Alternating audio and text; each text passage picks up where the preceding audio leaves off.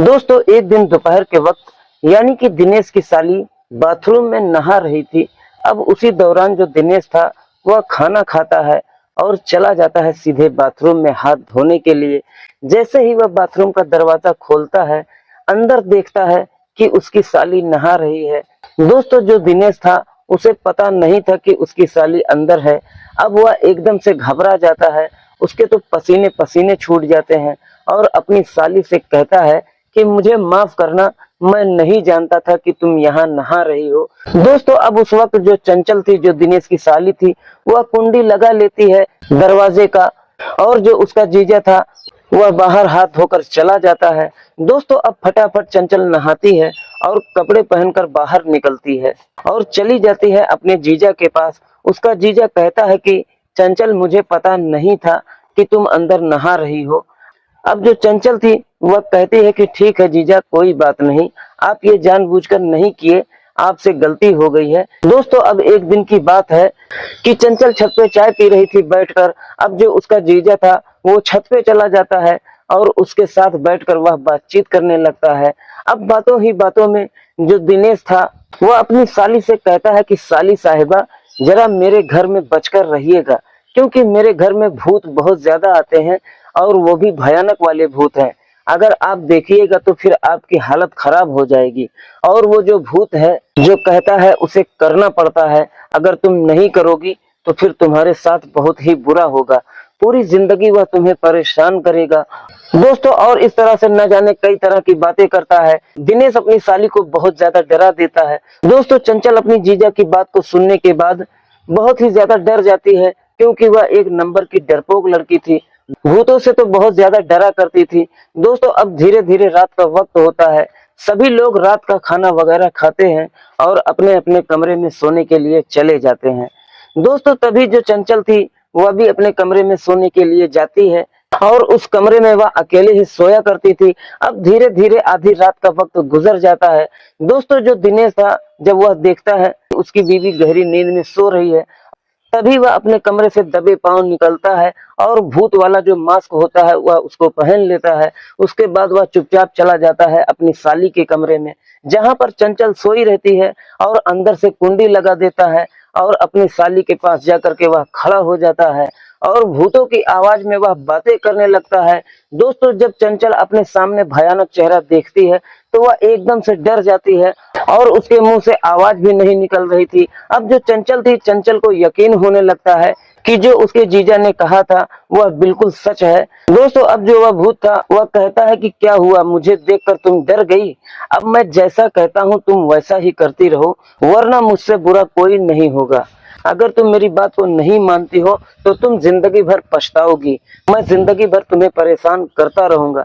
दोस्तों उसकी बातों को सुनकर चंचल एकदम से डर जाती है और वह जो भूत था वह कहता है कि अब तुम्हें 2 महीने तक इसी घर में रहना ही होगा। अगर तुम इससे पहले जाती हो तो मैं तुम्हारा पीछा करते करते तुम्हारे घर तक चला जाऊंगा। दोस्तों उसके बाद जो चंचल का जीजा था इसी चीज का फायदा उठाकर चंचल के साथ संबंध बना लेता है, और जो चंचल होती है, जो उसकी साली होती है, वह विरोध भी नहीं करती है, क्योंकि चंचल बहुत ही बुरी तरह से डर गई थी और उसको यह लगने लगा था कि अगर वह विरोध करेगी या फिर चिल्लाएगी तो उसके साथ कुछ गलत हो सकता है। इस वजह से चंचल विरोध नहीं करती है, चुपचाप से वह अपने जीजा के साथ में संबंध बना लेती है। दोस्तों अब इसी तरह से धीरे धीरे वक्त गुजरने लगता है। दोस्तों उसके बाद क्या होता है आइए जानते हैं पूरी कहानी इस वीडियो में। लेकिन वीडियो में आगे बढ़ने से पहले बस वही एक छोटी सी रिक्वेस्ट कि वीडियो को लाइक कर दीजिए और चैनल को भी सब्सक्राइब कर लीजिए ताकि हमारा हौसला बढ़ता रहे। दोस्तों आज की जो कहानी है बहुत ही इंटरेस्टिंग और बहुत ही लाजवाब कहानी है। वीडियो में आखिर तक बने रहिएगा, जब भी आप लोगों को कहानी समझ में आएगी। तो ज्यादा बात ना करते हुए कहानी को शुरू करते हैं। दोस्तों एक गांव में रमेश नाम का एक व्यक्ति रहा करता था। उनके परिवार में बीवी के अलावा उनका इकलौता बेटा था जिसका नाम दिनेश था। दोस्तों जो दिनेश था वह बचपन से ही बहुत ही ज्यादा शरारती था। अक्सर अपने आस पड़ोस के बच्चों के साथ वह झगड़ा लड़ाई किया करता था और रोजाना शिकायतें लेकर आस पड़ोस के लोग उसके घर पर आ जाया करते थे। दिनेश के घर में और उसके माता पिता से शिकायतें किया करते थे दोस्तों दिनेश से उसके माँ बाप भी बहुत ही ज्यादा परेशान हो गए थे, क्योंकि दिनेश बहुत ही ज्यादा बदमाशी किया करता था। रोज कोई ना कोई आ ही जाता था शिकायत लेकर। लेकिन दोस्तों जो दिनेश था उसे भी अच्छे से पता था कि उसके माँ बाप उसे कुछ नहीं करेंगे, क्योंकि वह एक लौता लड़का था। अपने घर में बहुत ही प्यार दुलार से पाला गया था। उसके माँ बाप जो थे बहुत ही ज्यादा प्यार करते थे। दिनेश की हर छोटी बड़ी गलतियों पर सिर्फ उसे डांट दिया करते थे, और उतना भी नहीं डांटते थे जितना डांटना चाहिए था। और कभी कभी तो दिनेश को मारते भी नहीं थे। तो दोस्तों इसी चीज का फायदा उठाकर दिनेश हमेशा ही शरारती किया करता था। दोस्तों अब इस तरह से धीरे धीरे वक्त गुजरता है। दिनेश की उम्र जो है वह 24 से 26 साल की हो जाती है और वह जवान हो जाता है। तो जो दिनेश की माँ थी एक दिन दिनेश के पापा से कहती है कि हमारा बेटा बड़ा हो गया है, अब इसकी शादी करवा देनी चाहिए। शायद अगर इसकी शादी हो जाएगी तो ये लड़का सुधर जाएगा, तो इसको जिम्मेदारी का एहसास होगा, तो इसके लिए लड़की देखिए। दोस्तों अब जो दिनेश के पापा थे उसके मामा को कॉल करते हैं और कॉल करके कहते हैं कि दिनेश के लिए कोई लड़की देखो, क्योंकि मुझे अब उसकी शादी करवानी है। दोस्तों अब जो दिनेश के मामा थे वह कहते हैं ठीक है जीजा जी, मैं दिनेश के लिए लड़की देख रहा हूँ। दोस्तों अब उसके एक हफ्ते के बाद ही जो दिनेश के मामा थे लड़की के पिता को लेकर चले जाते हैं दिनेश के घर, और ले जाकर के दिनेश के माँ बाप से मिलवाते हैं, बातचीत करते हैं। दोस्तों अब जो लड़की के पिता थे वह कहते हैं कि मेरे घर में सिर्फ 2 बेटियां हैं, मेरा कोई बेटा नहीं है। बड़ी वाली बेटी का नाम राधिका होता है और छोटी वाली बेटी का नाम चंचल है, और मेरी दोनों बेटियों की पढ़ाई कंप्लीट हो गई है। अब बस मैं बड़ी वाली बेटी के लिए लड़का देख रहा हूँ। दोस्तों अब जो वहीं पर दिनेश की माँ थी वह कहती है कि आपकी बेटी का फोटो दिखाइए।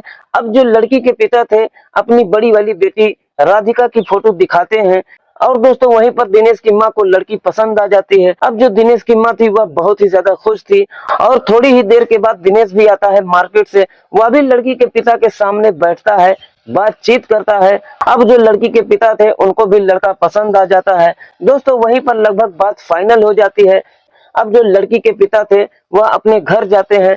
घर जाने के बाद अपनी बीवी को बताते हैं और अपनी बेटी राधिका को लड़के की फोटो दिखाते हैं। तो जो लड़की थी राधिका वह भी लड़का का फोटो देखती है, तो उसको भी लड़का पसंद आ जाता है। दोस्तों अब जो लड़की के पिता थे वह फोन करते हैं लड़के वालों को और कहते हैं कि हमें भी यह रिश्ता मंजूर है। दोस्तों उसके एक हफ्ते के बाद दोनों परिवार एक साथ बैठकर बातचीत करते हैं और वहीं पर शादी की तारीख रख दी जाती है, लगभग 5 महीने के बाद की। दोस्तों अब वहीं से दोनों परिवार वाले शादियों की तैयारी में लग जाते हैं और धीरे धीरे करके शादी वाला दिन भी आ जाता है। दोस्तों अब जो दिनेश था वह धूमधाम से बारात लेकर जाता है राधिका के घर में, और वहां पर रीति रिवाज के साथ दोनों की शादी होती है। अब जो दिनेश था अपनी दुल्हन को विदा करके अपने घर ले आता है। सुबह सुबह का वक्त होता है।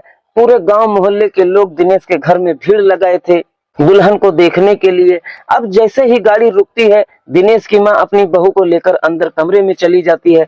सभी मोहल्ले की औरतें कमरे में चली जाती हैं और सभी औरतें दुल्हन का चेहरा देखती हैं। दोस्तों दुल्हन इतनी खूबसूरत थी कि सभी लोग तारीफ करने लगते हैं, और बाहर आने के बाद औरतें दिनेश से कहती हैं कि दिनेश बहुत खुश नसीब हो, तुम्हें बहुत ही अच्छी सुंदर और सुशील दुल्हन मिली है। दोस्तों सभी की तारीफ सुनकर दिनेश बहुत ही ज्यादा खुश होता है। दोस्तों अब इसी तरह से धीरे धीरे वक्त गुजरने लगता है। दिनेश जो है वह राधिका को पाकर बहुत ही ज्यादा खुश था, क्योंकि राधिका बहुत अच्छी लड़की थी। जितनी देखने में खूबसूरत थी वैसा ही उसका चाल और व्यवहार भी था। अपने सास ससुर की वह खूब सेवा करती थी और पूरे घर का काम काज वह खुद कर लिया करती थी। दोस्तों इस तरह से लगभग 3 से 4 साल का वक्त गुजर जाता है।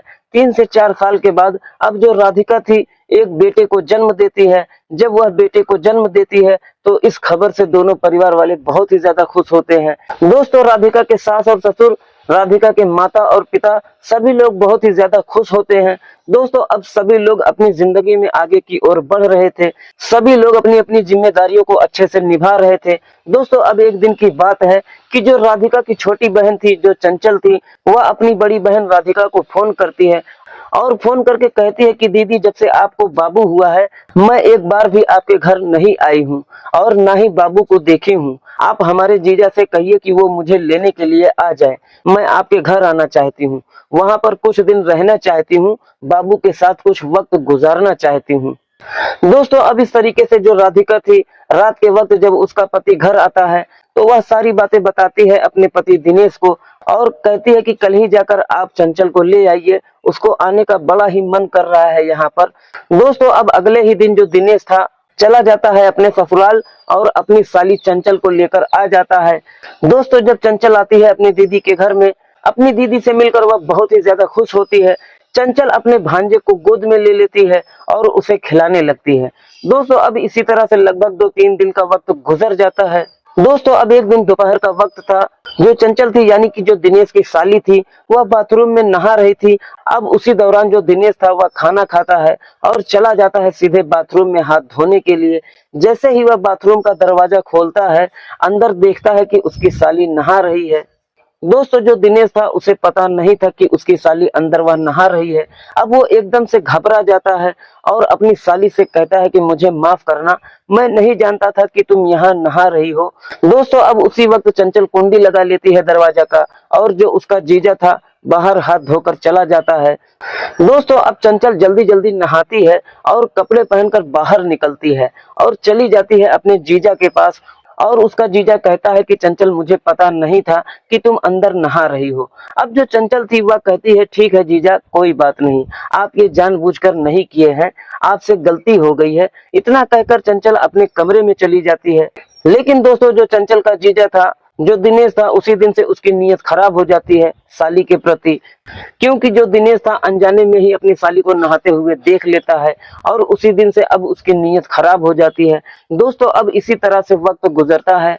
अब उसके बाद से आए दिन दिनेश अपनी साली के साथ हंसी मजाक शुरू कर देता है और मजाक मजाक में दिनेश अपनी साली से कहता है कि क्या तुम मुझसे शादी करोगी? तुम्हारी दीदी तो मेरे पास है ही और तुम देख ही रही हो कि तुम्हारी दीदी मेरे पास कितना सुखी से है, तुम भी शादी कर लो, मैं भी तुम्हें उसी तरह से रखूंगा। दोस्तों इस बात को सुनकर चंचल हमेशा मजाक पर ही ले लेती है। उसको पता नहीं था कि उसके जीजा के मन में अब क्या चल रहा है। दोस्तों अब एक दिन की बात है, चंचल छत पर चाय पी रही थी बैठकर। अब जो उसका जीजा था, जो दिनेश था, वह चला जाता है छत पे और उसके साथ बैठकर वह भी बातचीत करने लगता है। अब बातों ही बातों में जो दिनेश था अपनी साली से कहता है कि साली साहिबा जरा मेरे घर में बचकर रहिएगा, क्योंकि मेरे घर में भूत बहुत ही ज्यादा आते हैं और वो भी भयानक भूत हैं। अगर आप देखिएगा तो फिर आपकी हालत खराब हो जाएगी और वो जो भूत है जो कहता है उसे करना पड़ता है। अगर तुम उसका कहा नहीं करोगी तो फिर तुम्हारे साथ बहुत ही बुरा होगा, पूरी जिंदगी वह तुम्हें परेशान करेगा। और इस तरह से न जाने कई तरह की बातें करता है दिनेश अपनी साली से, उसको बहुत ही ज्यादा डरा देता है। दोस्तों जीजा की बात को सुनने के बाद चंचल भी बहुत ही ज्यादा डर जाती है, क्योंकि वह एक नंबर की डरपोक लड़की थी, भूतों से तो बहुत ही ज्यादा डरा करती थी। दोस्तों जो चंचल थी, जो दिनेश की साली थी, वह भूतों की कहानी सुनकर ही डर जाया करती थी और कभी कभी वह भूत वाली मूवी को देखती थी तो अकेले नहीं सोया करती थी। दोस्तों अब उस दिन तो जीजा की बातों को सुन लेती है। अब दोस्तों अब धीरे धीरे रात का वक्त होता है, सभी लोग रात का खाना वगैरह खाते हैं और अपने अपने कमरे में सोने के लिए चले जाते हैं। दोस्तों चंचल भी अपने कमरे में सोने के लिए चली जाती है। उस कमरे में वह अकेली ही सोया करती थी। अब धीरे धीरे आधी रात का वक्त गुजर जाता है। दोस्तों जो दिनेश था, जब देखता है कि उसकी बीवी गहरी नींद में सो रही है, वह अपने कमरे से दबे पांव बाहर निकलता है और भूत वाला वह मास्क पहन लेता है और उसके बाद वह चुपचाप चला जाता है अपनी साली के कमरे में और अंदर से कुंडी लगा देता है। अब अपनी साली के पास जाकर वह खड़ा हो जाता है और भूतों की आवाज में वह बातें करने लगता है। दोस्तों जब चंचल अपने सामने भयानक चेहरा देखती है तो एकदम से डर जाती है, उसके मुंह से आवाज भी नहीं निकल पा रही थी। दोस्तों अब चंचल को यकीन होने लगता है कि जो उसके जीजा ने कहा था वह बिल्कुल सच है। दोस्तों अब जो वह भूत था वह कहता है कि क्या हुआ, मुझे देखकर तुम डर गई? अब मैं जैसा तुमसे कहता हूँ तुम वैसा ही करती रहो, वरना मुझसे बुरा कोई नहीं होगा। अगर तुम मेरी बात को नहीं मानती हो तो तुम जिंदगी भर पछताओगी, मैं जिंदगी भर तुम्हें परेशान करता रहूंगा। दोस्तों उसकी बातों को सुनकर चंचल एकदम से डर जाती है और वह जो भूत था वह कहता है कि अब तुम्हें 2 महीने तक इसी घर में रहना होगा। अगर तुम इससे पहले जाती हो तो मैं तुम्हारा पीछा करते करते तुम्हारे घर तक चला जाऊंगा। दोस्तों उसके बाद जो चंचल का जीजा था इसी चीज का फायदा उठाकर चंचल के साथ में संबंध बना लेता है और चंचल विरोध भी नहीं कर पाती है, क्योंकि चंचल बुरी तरह से डर गई थी।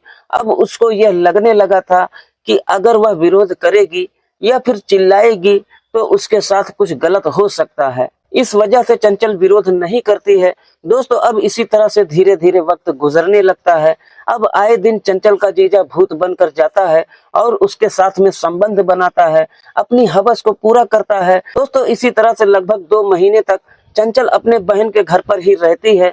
अब 2 महीने के बाद जो चंचल थी वह अपने घर चली जाती है। अब घर जाकर वह फिर नॉर्मल तरीके से अपनी जिंदगी में जीने लगती है। लेकिन दोस्तों एक दिन अचानक से चंचल की तबीयत बहुत ही ज्यादा खराब हो जाती है, उसे उल्टियां होने लगती है। दोस्तों जो चंचल थी वह हॉस्पिटल जाती है और हॉस्पिटल जाकर जब वह चेकअप करवाती है तो पता चलता है कि वह मां बनने वाली है। दोस्तों अब उस बात को सुनकर चंचल के पैरों तले जमीन खिसक जाती है। वह किसी से इस बात को कह नहीं सकती थी, क्योंकि कैसे कहती, अगर उसके माँ बाप से कहती तो उसके माँ बाप तो उसको मार मार कर बुरा हाल कर देते। दोस्तों चंचल बहुत ही ज्यादा परेशान हो जाती है। अब एक दिन का वक्त था कि जो चंचल का जीजा था, जो दिनेश था, वह उसे फोन करता है, क्योंकि वह मजाकिया मूड में था और वह हंस हंस कर बातें कर रहा था। अब जो दिनेश था वह कहता है कि क्या बात है साली साहिबा, आपकी तबीयत तो ठीक है। अब जो चंचल थी वह कहती है कि हाँ मेरी तबीयत ठीक है, मुझे क्या हुआ है, आप बताइए आप कैसे हैं। दोस्तों जो चंचल का जीजा था वह कहता है कि हाँ मैंने सुना है आपके कमरे में भूत आया करते थे जब आप मेरे घर में आई थी, तो बताइए आपके साथ भूत ने क्या क्या किया। दोस्तों चंचल का जो जीजा था दिनेश जिस तरह से बातें कर रहा था, चंचल को समझ में आ जाता है कि वह कोई भूत नहीं था बल्कि मेरा जीजा ही था। दोस्तों उसके बाद चंचल कहती है कि जी हाँ जीजा, आपने सही कहा है, वह भूत मेरे कमरे में आया भी करता था और मेरे साथ संबंध भी बनाया करता था और मेरे पेट में अब उसी का बच्चा पल रहा है। दोस्तों जब दिनेश यह बात सुनता है तो वह बुरी तरह से घबरा जाता है। उसके बाद वह सीरियस मूड में बातें करने लगता है। लेकिन दोस्तों जो चंचल थी, जो दिनेश की साली थी, उसे तो पूरा माजरा समझ में आ गया था। अब चंचल उसी वक्त जाती है नजदीकी थाने में जाकर अपने जीजा के खिलाफ FIR दर्ज करवाती है और वह सीधे अपने घर चली जाती है। दोस्तों उसके अगले ही दिन जो पुलिस वाले थे अपनी टीम के साथ चले जाते हैं राधिका के घर, यानी कि चंचल के जीजा के घर जाते हैं और उसके जीजा को गिरफ्तार करके थाने लेकर आ जाते हैं। लेकिन दोस्तों अब जो उसके घर वाले थे, जो दिनेश के माँ बाप और उसकी बीवी थी, वह भी परेशान हो जाती है कि आखिर क्या बात है, हमारा पति क्या जुर्म किया है, ये जो पुलिस वाले उनको थाने लेकर चले गए हैं। अब उसके पीछे पीछे पूरे परिवार वाले चले जाते हैं थाने में। जब थाने जाते हैं तब जाके राधिका को पता चलता है कि उसकी ही बहन ने FIR दर्ज करवाई है इनके खिलाफ। दोस्तों अब जो राधिका थी वहीं पर पुलिस वाले से कहती है कि साहब ये सरासर झूठ है, मेरे पति अपनी साली के साथ ऐसा कभी नहीं कर सकते, मेरे जो पति हैं अपनी साली की खूब इज्जत किया करते थे, आखिर वह ऐसा कैसे कर सकते हैं। दोस्तों अब उसी वक्त पुलिस वाले चंचल को फोन करते हैं और थाने बुलाते हैं। थाने बुलाने के बाद सबके सामने पुलिस वाले चंचल से उसका बयान लेते हैं। दोस्तों सबके सामने चंचल यही कहती है कि मेरे पेट में जो बच्चा पल रहा है वह मेरे जीजा का ही है, जिसका नाम दिनेश है। दोस्तों अपनी बहन के मुंह से जब राधिका ये बात सुनती है तो वह बहुत ही ज्यादा गुस्सा होती है और गुस्से मिजाज में पुलिस वाले से कहती है कि सर जो भी बात मेरी बहन कह रही है वह सरासर झूठ है, मुझे लगता है कि इसके पेट में इसके प्रेमी का बच्चा है, ये मेरे पति का बच्चा बिल्कुल नहीं हो सकता। दोस्तों अब जो पुलिस वाले थे वहां पर किसी की बातों को नहीं सुनते हैं। पुलिस वाले दिनेश के खिलाफ चार्जशीट तैयार करते हैं और फिर 2 दिन के लिए दिनेश को कोर्ट में पेश किया जाता है। साथ ही साथ वहां पर चंचल और दिनेश के परिवार वालों को भी बुलाया जाता है। दोस्तों अब जब वहां पर चंचल जाती है तो जज साहब के सामने वह अपना बयान देती है। अब सभी की बातों को सुनने के बाद जज साहब फैसला करते हैं कि इस लड़की के पेट में पल रहा बच्चा जब तक इस दुनिया में नहीं आ जाता है, हम ये फैसला नहीं कर सकते हैं कि चंचल के पेट में किसका बच्चा है। तब तक के लिए आप लोगों को इंतजार करना होगा। दोस्तों अब उसके बाद सभी लोग अपने अपने घर चले जाते हैं। इसी तरह से धीरे धीरे वक्त गुजरता है और 9 महीने का वक्त बीत जाता है। दोस्तों 9 महीने के बाद अब जो चंचल थी वह एक बच्चे को जन्म देती है। जब वह बच्चा इस दुनिया में आ जाता है तो उसके ठीक 20 दिन के बाद फिर से सभी को कोर्ट में बुलाया जाता है। सभी लोग कोर्ट में जाते हैं। उसके बाद जज साहब आदेश देते हैं कि इस बच्चे का DNA टेस्ट करवाया जाए। दोस्तों उसके बाद उस बच्चे का DNA टेस्ट करवाया जाता है और उसका जो रिपोर्ट था लगभग 15 दिन के अंदर आ जाता है। दोस्तों अब 15 दिनों के बाद फिर से सभी को कोर्ट में बुलाया जाता है। जब उस डीएनए टेस्ट का रिपोर्ट जज साहब देखते हैं तो उससे साफ पता चल जाता है कि जो चंचल का बच्चा है उसका पिता कोई और नहीं बल्कि उसका जीजा दिनेश ही है। दोस्तों उसके बाद जो चंचल की बहन थी, जो राधिका थी, वह अपना सर शर्म से नीचे झुका लेती है और अपनी बहन से नजरें तक नहीं मिला पाती है, क्योंकि सरासर गलती उसके पति की ही थी। दोस्तों उसके बाद जो जज साहब थे चंचल से पूछते हैं कि चंचल तुम अब बताओ, तुम्हारे जीजा को तुम क्या कहना चाहती हो? क्या उसे सजा होना चाहिए या फिर तुम उसके साथ रहना चाहती हो? तुम्हारे बच्चे को उसका नाम मिलना चाहिए या नहीं? दोस्तों अब जो चंचल थी वह कहती है कि जज साहब मैं नहीं चाहती कि दिनेश को सजा हो, मैं उनके साथ में शादी रचाना चाहती हूँ और उन्हीं के साथ आगे की जिंदगी गुजारना चाहती हूँ। दोस्तों चंचल की बात को सुनने के बाद अब जज साहब फैसला सुनाते हैं और कहते हैं कि जो दिनेश है उसको अपनी साली चंचल से शादी करना होगा और दोनों बीवियों को साथ लेकर रहना होगा। दोस्तों अब जो जज साहब का फैसला था सभी लोग सुन लेते हैं। उसके 2-3 दिन के बाद ही दिनेश मंदिर में जाकर चंचल से शादी करता है। शादी करने के बाद अब अपनी दोनों बीवियों को लेकर वो दोनों बहनें अपने साथ में अपने घर चली जाती हैं और अच्छे से रहने लगती हैं। इस बात से राधिका को भी कोई ऐतराज नहीं होता है, क्योंकि गलती तो उसके पति की ही थी। दोस्तों अब इसी तरह से धीरे धीरे वक्त गुजरने लगता है। राधिका और चंचल एक ही पति के साथ हंसी खुशी जिंदगी बिताने लगती हैं, अपनी जिंदगी को गुजर बसर करने लगती हैं। उधर जो राधिका की मायके की प्रॉपर्टी जितनी भी थी वह दिनेश के ही नाम हो जाती है, क्योंकि राधिका और चंचल का कोई भाई भी नहीं था। दोस्तों इस तरह से दिनेश अपनी जिंदगी में अपनी दोनों बीवियों के साथ अच्छे से रहने लगता है। लेकिन दोस्तों जो उधर दिनेश के माता पिता थे वह अपने बेटे की करतूत से बहुत ही ज्यादा गुस्सा थे। वह लोग यही सोच में पड़ जाते हैं कि यह लड़का जो बचपन में हरकतें किया करता था, जवान होने के बाद भी इसकी हरकतें नहीं बदलती हैं। तो दोस्तों ये रही कहानी, आप लोगों को कैसी लगी? दोस्तों ये एक काल्पनिक कहानी है। इस कहानी को सुनाने का मकसद किसी की भी भावनाओं को ठेस पहुंचाना नहीं है, बल्कि मेरा मकसद सिर्फ आप लोगों को मनोरंजन करना है। तो दोस्तों ये रही कहानी, आप लोगों को कैसी लगी कमेंट बॉक्स में अपनी राय जरूर दीजिएगा। मिलते हैं किसी और वीडियो में किसी नई कहानी के साथ। जब तक के लिए आप अपने और अपने परिवार का ख्याल रखिए। जय हिंद, जय भारत।